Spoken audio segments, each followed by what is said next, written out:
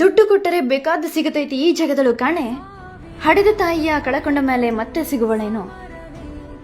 ಗರ್ಭದಲ್ಲೇ ಗುಡಿ ಕಟ್ಟಿ ರಕ್ತದಲ್ಲೇ ಅಭಿಷೇಕ ಮಾಡಿ ಕರಳನ್ನೇ ಹಾರ ಮಾಡಿ 9 ತಿಂಗಳು ಹೊಟ್ಟೆಯಲ್ಲಿಟ್ಟು ಪೂಜಿಸಿ ಕಾಪಾಡುವ ದೇವತೆಯ ತಾಯಿ ಕಂಡ್ರೆ.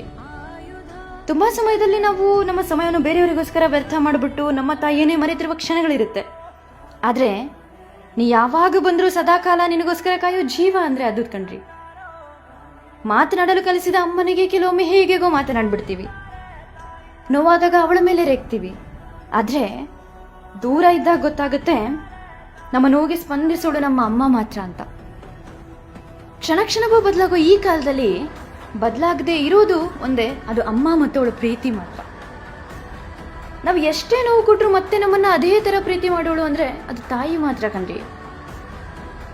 ಕಣ್ಣಿಗೆ ಕಾಣದ ದೇವರಲ್ಲಿ ಭಕ್ತಿನೇ ಇಟ್ಟಿರುವಾಗ ಕಣ್ಣಿಗೆ ಕಾಣುವ ದೇವತೆ ನೀನಮ್ಮ, ನಿನ್ನ ಮೇಲೆ ಪ್ರಾಣನೇ ಇಟ್ಟಿರುವೆ.